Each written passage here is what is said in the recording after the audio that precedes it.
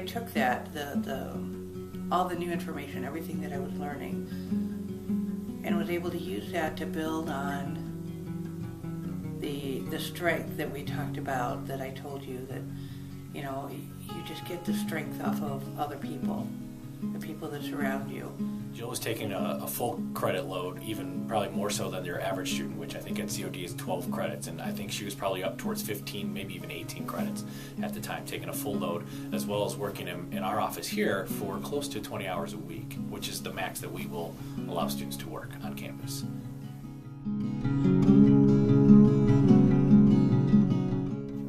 Well, I met Jill when she first started our program. She was a student in our 1100 class, Introduction to Human Services, and she was like any other student. There was nothing specifically unusual. She was a good student.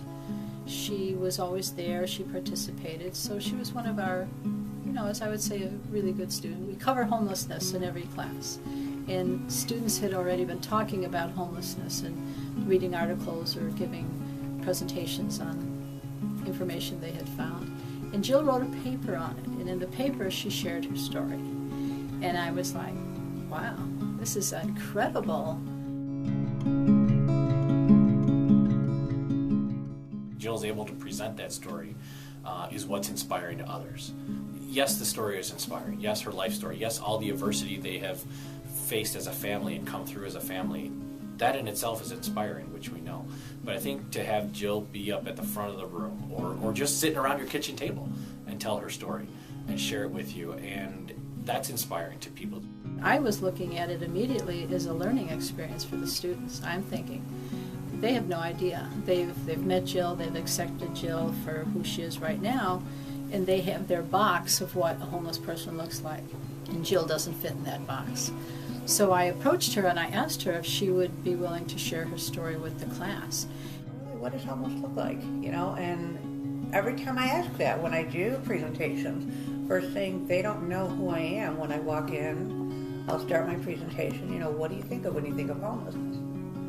And it's always the same thing. It's mentally ill, it's bag ladies pushing their little shopping carts, it's vets. I mean, they're looking at the chronic homeless. But there's people working in the health department, people working in hospitals, people working in schools with children who are homeless. So just about everything you do, you have an impact in the life of someone who's homeless. I mean, no matter what you are, you could be a grocery clerk at the Jewel, and you will interact with and know people who are homeless. And the next thing I know, she came back and she said, what if I put on a conference as my internship? And I looked at her and I thought, wow, that would be very different, you know?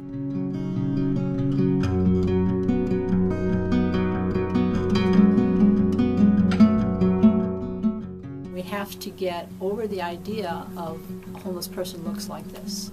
And we have to get used to this new face of homelessness. Wonderful title she gave it. After we graduated from Bridge Communities and we moved out into our own place, I started getting more comfortable with what had happened. Did a lot more advocating, a lot more talks, and we ended up putting the symposium together, and it was a hit. We had first time out, and we had close to 200 people there.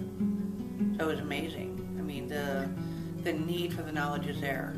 Strong, she's confident, and it never, ever does she ever play the victim, if you will. You know, Jill doesn't want that for herself, for her kids. She would never tell her story in the sense of, woe is me, you know, look at us, look what happened to us. Never have I ever heard that once out of Jill. You know, Jill's had this strength inside of her. You see that by how she handled all the adversity she had to deal with. But she just needed that confidence builder, and I think our program and the students and everything just really gave her that. The symposium was because of, mainly it was my way of giving back to Bridge, to the families of Bridge Communities, all the people that I went through Bridge Communities with, you know, the other families that were also homeless. It was a way to give back and give them a voice. And it was hard. She would admit at times, this is a lot more work than I had anticipated. It's a lot more difficult. But she rose to the occasion, and it was really, really awesome to watch that conference take shape and to watch what our students got out of it. They just were so impressed by it. Dream of taking this, I would take it to where it was a thing of the past, to where the awareness was out there and there were more people involved.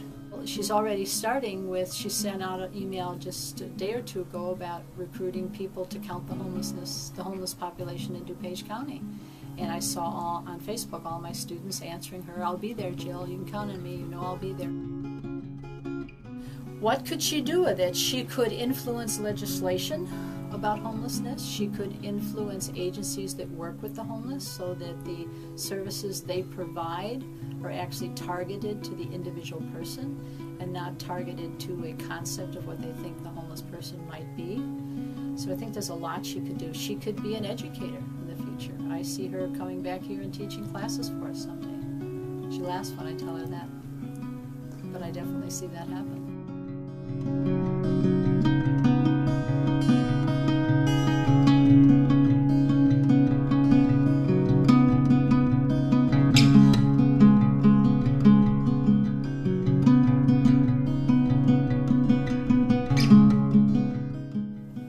So we're in the apartment, settled, and we finally feel like we're there. You know, we're getting back on track.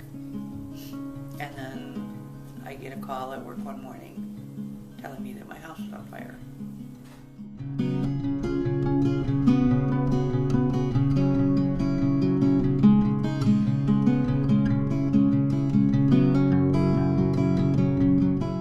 People really recognize that it can happen to anyone.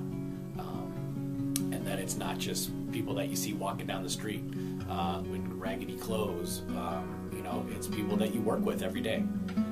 It's people who are facing enormous challenges in their life, at work, people you see picking up their kids after school, sleeping where they have to, but that's part of the awareness piece of it, and I think Jill has real potential to make that difference.